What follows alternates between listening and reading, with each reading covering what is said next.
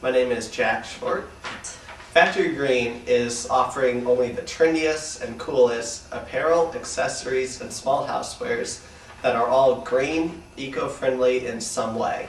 And it's really a way to do a sustainable lifestyle without having to sacrifice an ounce of fashion or really go where a lot of people think stereotypically green people might be, like hippies living in tents. That's not what we're about. We want to be able to say that you can still have the same high fashion stuff with that edginess that our market of 18 to 24-year-olds demands, and then you can still have a better impact on the environment while doing it. Can you tell us what specific products, what products are you offering right now? Well, specifically, we have a lot of our originally designed t-shirts and hoodies, and these are made from what's called a carbon neutral facility, meaning that all of the t-shirts are made of organic cotton. They are produced by fair trade workers, which are workers working for better wages in third world countries to ensure that they get a better deal out of industry. And also, the factories are run solely on wind and solar power. So this means the only carbon emissions from the shirts is for transport, which makes it very, very low in comparison with a typical cotton t-shirt. For example, you're looking at about 2,000 grams of CO2 per shirt with a typical Fruit of the Loom, Gildan, something like that. With our shirts, you're looking at around 150. So you're looking at a really substantial decrease. And so what we do is we also offer a wide variety of shirts and women's cuts, hoodies, zip hoodies, all kinds of different things with our original creative designs on there that we know people our age are going to like and that they're going to wear, and by doing so they're going to be helping the environment. Good. Right now the company is only online. Are you thinking about maybe in the future you might expand it to be like a store? Well, in the future, of course, the possibilities are endless. However, the advantage of being online is that there's such low overhead and we're global automatically. Meaning that if we want to expand to the UK, South Africa, Germany, Australia, we can do that in a snap. And the green movement over there is so much bigger than it is even in the US that there would definitely be a market for us. And also by being online, it allows us to grow at a smaller rate and just to kind of build and learn from our experiences before we take it to a brick and mortar setting where some mistakes may be more costly. Good. Where did you get the idea for starting this company? Well, the idea came from my business partner Daniel Lyons and his time abroad. And I lived in London, England for 5 months last year. And over there, really in everything, you start to see the green movement in all kinds of aspects. Even the cable company over there is advertising that they're a carbon neutral company. And so really it's the kind of lifestyle that has started to evolve and really take shape over there. And the fashion industry is no exception. So you really don't hear about that here in Columbia, Missouri. And it's just now starting to percolate onto the coast. Like, for example, you start to see your Whole Foods markets on your east and west coast. More and more people are trying to do the bring your own bags to the grocery store, trends like that.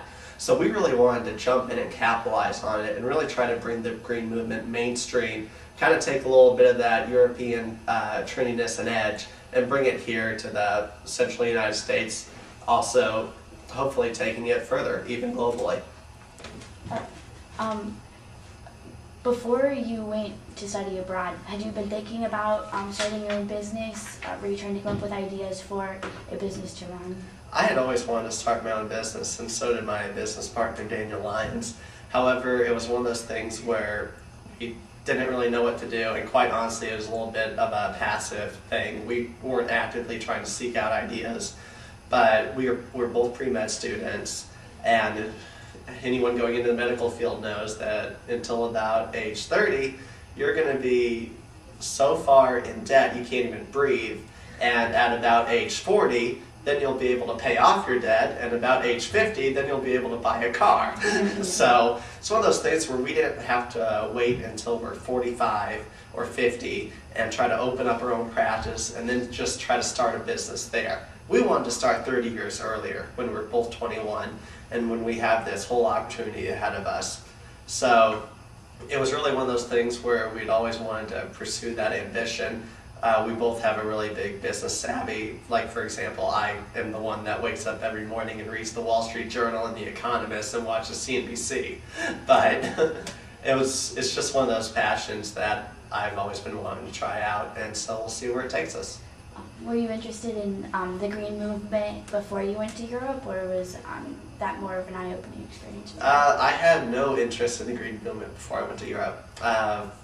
Whenever I was there, I thought it was interesting that there was such a big emphasis put on it, and it kind of developed over time. So whenever I got back to the States, I'm like, this is a really interesting idea. I wonder if this is something that we could capitalize on, since it was this new idea out there that hadn't really been talked about a lot in the States. Do you think that the green movement is a trend, or do you think it's something that's here to stay? I say trend just because it's starting off as a trend. However, it is definitely a permanent thing here to stay, because we have a problem that's not going to be going away. This isn't like Ugg boots. They're not going to be here one season and then everyone's going to shun them. Climate change is always going to be an issue that we're going to be facing, and it's just going to continue to gather more and more and more press, more publicity. You're starting to see that snowball effect, and we're really getting in at a great time where we can start at a point where people have somewhat awareness of the issue, which wouldn't have been possible 1 or 2 years ago, but also to the point wherever we can still carve out a niche for our company, which would not be possible maybe 2 years down the line. Do you want to tell me a little bit more about your advertisements and exactly how you're going about doing that?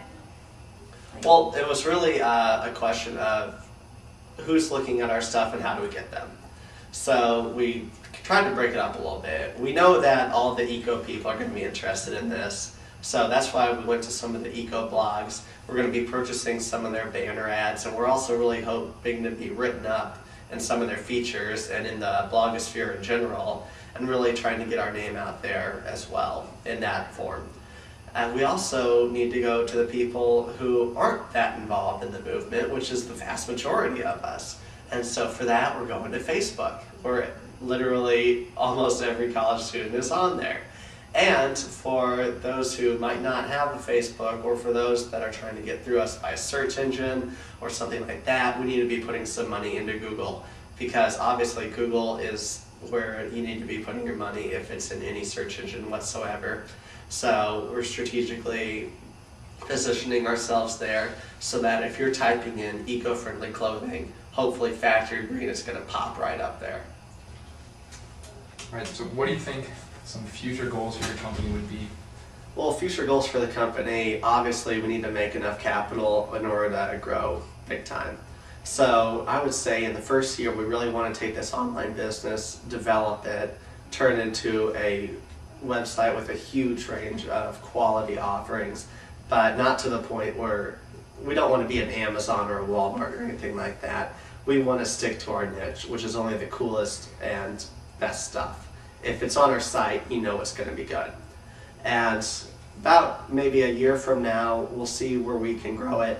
Hopefully we'll be taking enough capital that maybe we can explore some of the brick and mortar store options in some of the more upscale areas.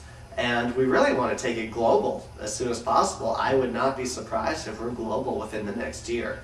And specifically, easily we can do Canada, Great Britain, Australia, and I would say in the not so distant future as well, that would be taking on the rest of Western Europe and even the entire world, as long as FedEx or UPS will ship to them.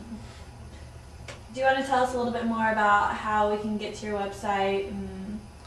Yeah, you can visit our URL, which is factorygreen.com. It's a very easy to remember website. And when you go on there, you're going to find something that is very easy to navigate, very cool looking. I like to kind of compare it to the Urban Outfitters website a little bit. So it's really kind of it's a fun site. There's going to be some info on there about going green and how you can help. There's going to be info about how our products are helping the environment and about how you purchasing them can make this much of a difference. So I'd really encourage people to check it out. And once again, that's factorygreen.com.